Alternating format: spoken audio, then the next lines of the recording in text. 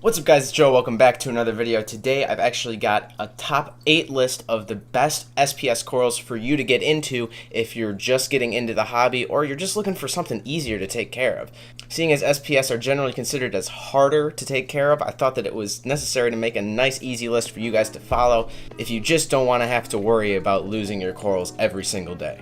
So without further ado, let's get right into the video. Now, if you've been doing your research in corals and you've come across the terms LPS and SPS, LPS stands for large polyp stony corals. Those are generally speaking easier to take care of than the SPS, which are small polyp stony corals. Both types of corals have their own appeal, but we're going to put the LPS aside and focus on the SPS for today. SPS really have a major draw in the hobby. They're super cool. When you think of coral, especially before you got into the hobby, you would think of something like an Hydropora, which is like a branching coral, and everybody loves them. They're very, very colorful, super cool. But the issue is, really, they're much harder to care for, generally speaking. But I have taken the time and put together a list of the top 8 corals on the SPS side of the hobby that are easy for beginners, easy to take care of. I keep most of them in my own tank myself.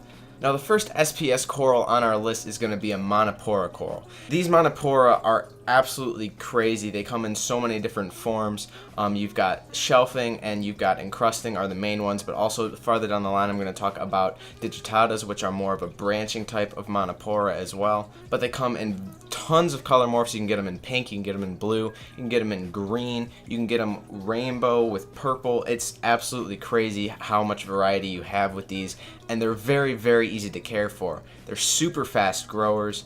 And as far as their needs in the tank, there's nothing super crazy about it. They like medium to high light, they like medium to high flow, like most of the corals that are going to be on this list.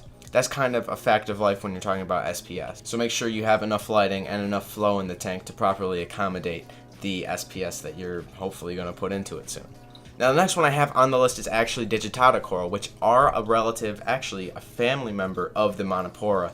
However, they're very unlike Montipora as far as their structure. Now, most Montipora will build a shelf or will encrust over the rocks.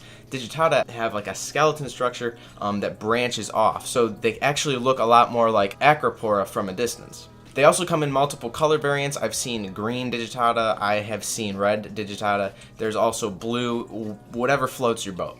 You can get them super cheap for like a stick that big for like 15 bucks, or you could go for more high-end ones like forest fire Digitatas, which might be like twice that. Still, as far as corals go, these are not very expensive coral, but it gives you a lot of range as to how far you're willing to go for nicer looking specimens.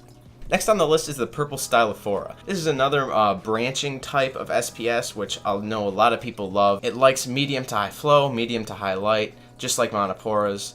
It does have a little bit longer polyps, and you'll see a lot of movement in those if you have it in higher flow, which is something really interesting to look at in the tank. Now, unlike Digitata, they are a little bit shorter and stubbier, a little bit fatter sticks, and they'll bunch up closer together in the sort of coral tree, you might say.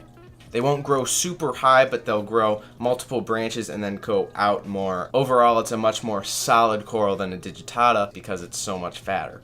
You can also get these in greens, you can get them in yellows. I've seen them in pinks. There is just a ton of different color variations when it comes to these Stylophora.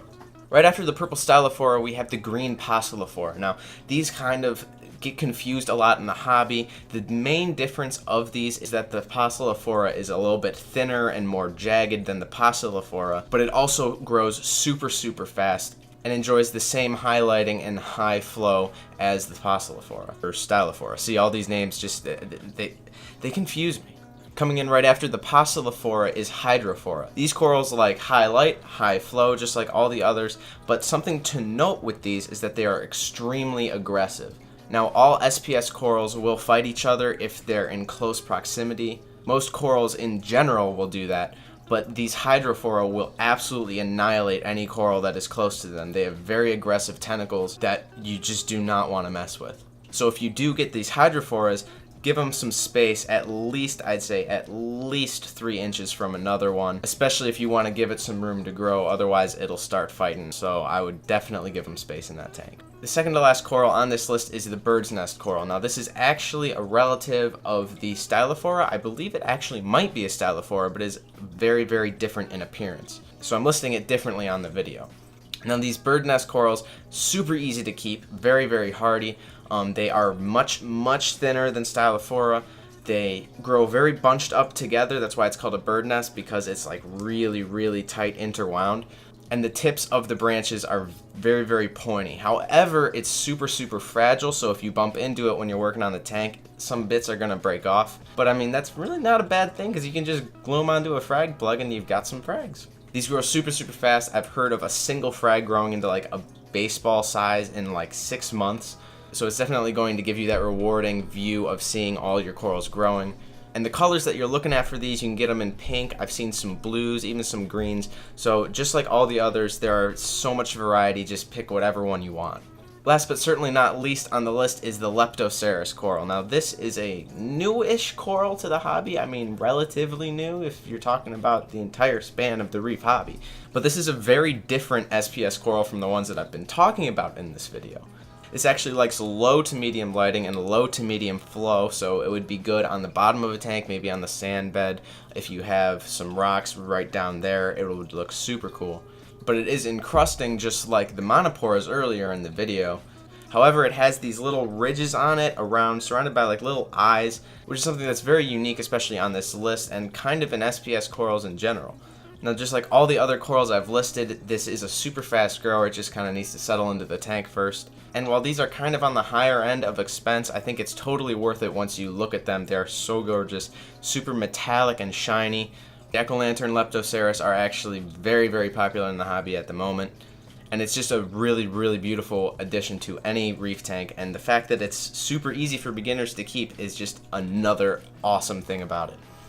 So guys, I hope you enjoyed the video. If you did, please remember to leave a like below and subscribe to me if you haven't already. I really appreciate it. If you have any other super easy beginner SPS corals, you can leave it in the comment section below. I'll be sure to check those out, and it'll be nice for everybody else who's checking out this video. For more awesome fish keeping content every single Sunday, keep it right here on Fish Nerd Vlogs. Thank you all so much for watching, and I will see you later.